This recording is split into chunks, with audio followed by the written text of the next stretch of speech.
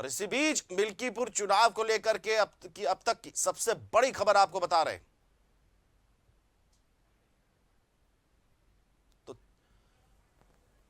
तो, तस्वीर तो हनुमान चालीसा का पाठ करते, बड़ी खबर इस वक्त की आपको बता दें, हनुमान चालीसा का पाठ करते तस्वीरें सामने आई है। मिल्कीपुर उपचुनाव में बेटे की जीत को लेकर के हनुमान चालीसा का पाठ करते दिखे हैं। आपको बता दें बीजेपी सपा में मिल्कीपुर चुनाव में कांटे की टक्कर है। 9 बजे तक मिल्कीपुर में 13.4% मतदान हुआ है। बड़ी खबर इस वक्त मिल्कीपुर चुनाव को लेकर के हनुमान चालीसा का पाठ करते सामने आई है तस्वीर। आपको बता दें मिल्कीपुर उपचुनाव में बेटे की जीत के लिए अवधेश प्रसाद जो कि सांसद रहे हैं इस मौजूदा समय, वो देखिए तस्वीरें अब आपको दिखा रहे हैं जहां पर आप देखिए पूजा पाठ करते, जीत की, अपने बेटे की जीत को सुनिश्चित करते हनुमान चालीसा का पाठ करते नजर आए हैं अवधेश प्रसाद। तो ये तस्वीरें अब आपको दिखा रहे हैं।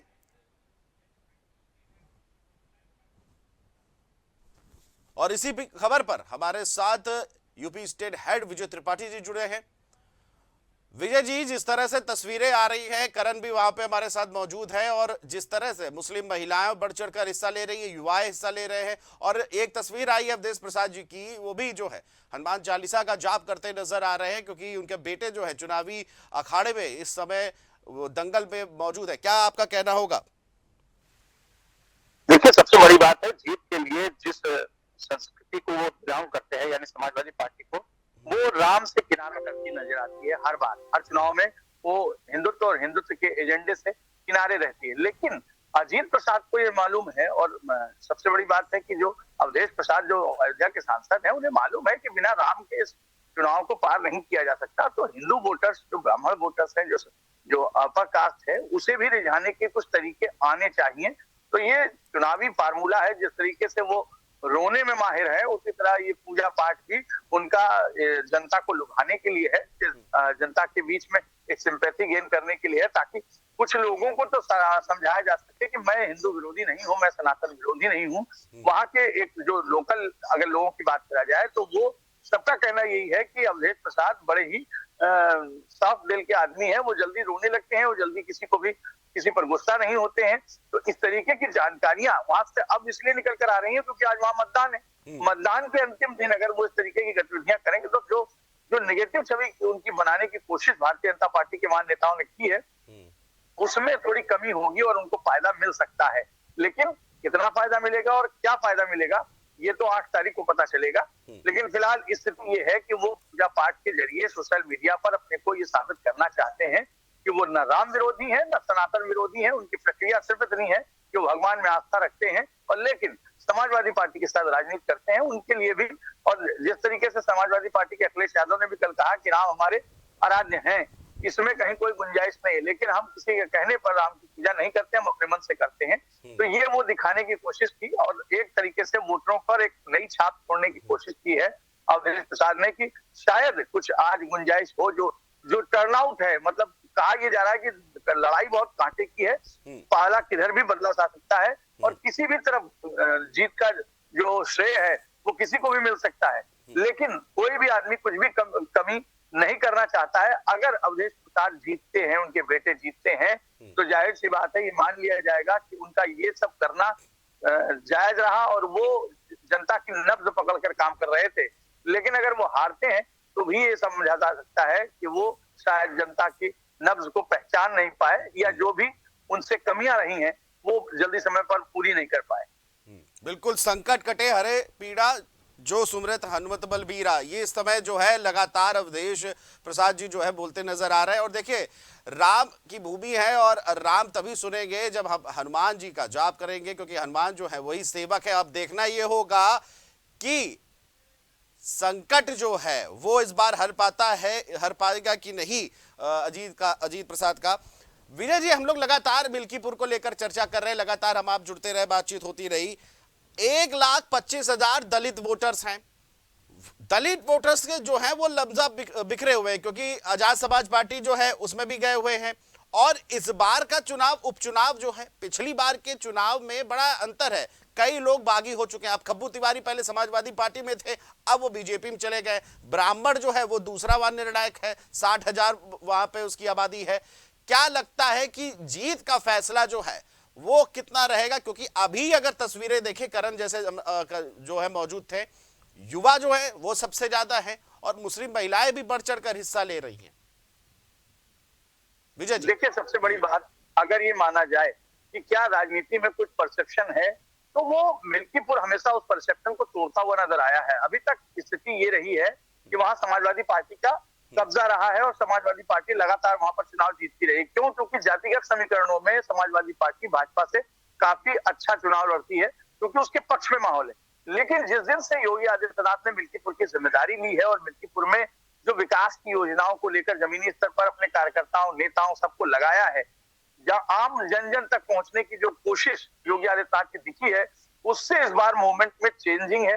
तभी भारतीय जनता पार्टी के साथ कई स्थानीय स्तर पर जो छोटे छोटे नेता होते हैं, जो छोटे इलाके के छत्रप होते हैं, वो भारतीय जनता पार्टी के साथ जुड़े हैं। उन सब ने योगी आदित्यनाथ से मुलाकात की है, सबको योगी आदित्यनाथ ने काफी सराहा है। तो जाहिर सी बात है, योगी आदित्यनाथ की वजह से अगर मिल्कीपुर सीट में बड़ा बदलाव हो जा रहा है तो कोई गुंजाइश नहीं है, कोई बड़ी बात नहीं है ये कहने में कि इस बार भारतीय जनता पार्टी का चुनाव मिल्कीपुर में काफी हद तक मजबूत तरीके से लड़ा जा रहा है। और इस बार समाजवादी पार्टी को थोड़ा पारिवारिक पृष्ठभूमि की वजह से, पारिवारिक टिकट वितरण की वजह से नुकसान भी हो सकता है, क्योंकि स्थानीय जो सपा के और नेता हैं वो ये मान के चल रहे हैं कि ये सीट सिर्फ अवधेश प्रसाद की होकर रह गई है, ना उनके हाथ से छूट रही है, ना उनके बेटे के आगे हाथ से छूटेगी। तो इसलिए जो स्थानीय नेता है वो अपनी गुंजाइश बनाए रखने के लिए दूसरी पार्टी में भी विचार विमर्श कर रहे हैं। और आजाद समाज पार्टी और चाहे जो दलितों की पार्टी कही जाने वाली बहुजन समाज पार्टी हो, उनका जो कोर वोट है वो अभी फिलहाल समाजवादी पार्टी के साथ दिख रहा है, लेकिन वो ही अकेले वोट निर्धारित नहीं कर पाएगा, क्योंकि उसमें भी डिवाइडेशन है। भारतीय जनता पार्टी ने वहां पर भी अच्छी सेंधमारी कर रखी है। और अगर दलित वोट इधर आते हैं तो बड़े स्तर पर अगर ये सोचिए कि क्या सिर्फ दलित वोट ही किसी को जिता सकते हैं, तो ऐसा मुश्किल है। वहां पर जो ओबीसी फैक्टर है वो सिर्फ यादव बेल्ट पर है। वो यादव बेल्ट समाजवादी पार्टी के साथ बाकी जो ओबीसी के अंतर्गत जो जातियां आती हैं वो भारतीय जनता पार्टी के खेमे में अगड़ा वहां पर फिलहाल भारतीय जनता पार्टी के साथ दिखाई दे रहा है, क्योंकि कब्बू तिवारी जैसे नेता भारतीय जनता पार्टी ज्वाइन कर चुके हैं, जो पिछली बार अवधेश प्रसाद के साथ इसलिए थे कि शायद उनको ये सीट मिलेगी। लेकिन समाजवादी पार्टी ने फिर उन सीट पर कोई चर्चा नहीं की और सिर्फ अवधेश प्रसाद के बेटे को ही वो सीट दी है।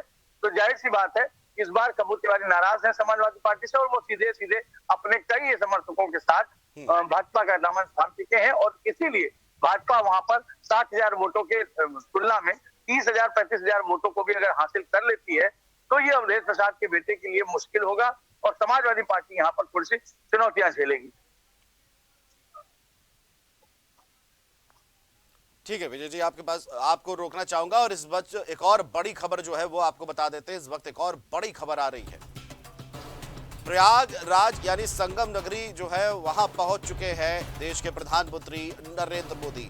विजय जी, आपको रोकना चाहेंगे, इस वक्त की बड़ी खबर दर्शकों को बता दें तो पीएम मोदी जो है वो संगम नगरी प्रयागराज पहुंचे हैं। आज पीएम मोदी जो है संगम में आस्था की पवित्र डुबकी लगाएंगे। बड़ी खबर इस वक्त की आपको बता रहे हैं। मां गंगा की पूजा अर्चना करेंगे पीएम मोदी। तो 10 बजे से उनका प्रोग्राम था और आपको बता दें उनके साथ सूबे के मुख्यमंत्री यानी योगी आदित्यनाथ भी मौजूद है। बड़ी खबर इस वक्त की प्रयागराज से।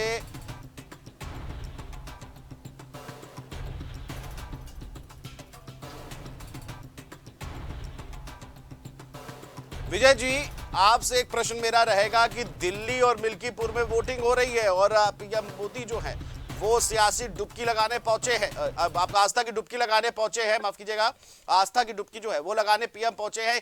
क्या संदेश जो है वो देना चाहते हैं पीएम मोदी? देखिए, प्रधानमंत्री नरेंद्र मोदी की सियासी डुबकी भी कही जा सकती है, आपने कुछ गलत नहीं कहा। राजनीतिक तौर पर 5 फरवरी उन्होंने इसीलिए चुना था क्योंकि मिल्कीपुर में भी चुनाव रहेगा और दिल्ली में भी चुनाव रहेगा।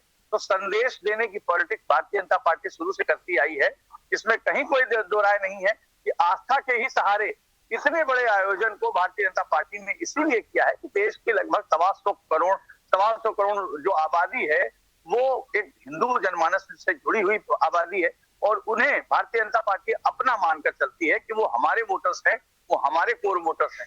अगर उनको आस्था से जोड़े रखा जाएगा तो राजनीति में किसी भी तरीके से किसी का भी दखल नहीं हो पाएगा। और विपक्ष इसीलिए बार बार जब भी कोई मजबूत चुनाव हारता है तो वो सबसे पहले हिंदुत्व को ही दोषी ठहराता है और ये कहता है कि जातिगत समीकरण में आस्था को और धर्म को आगे करके भारतीय जनता पार्टी ने धर्म की आड़ में ये चुनाव जीता। लेकिन वो ये भूल जाते हैं कि विपक्ष भी हिंदू जनमानस से जुड़ा हुआ है। अगर आपको वोट चाहिए तो आपको हिंदुओं के बीच में काम करना पड़ेगा और जाना पड़ेगा। और भारतीय जनता पार्टी में सबसे बड़ी जो शीर्ष नेतृत्व है वहां से एकदम स्पष्ट और क्लियर संदेश है कि भारतीय जनता पार्टी हिंदुत्व की पार्टी है और वही उसका मेन मुख्य लक्ष्य है। और ये इस बार भी दिखाई पड़ा है पूरे चुनाव में।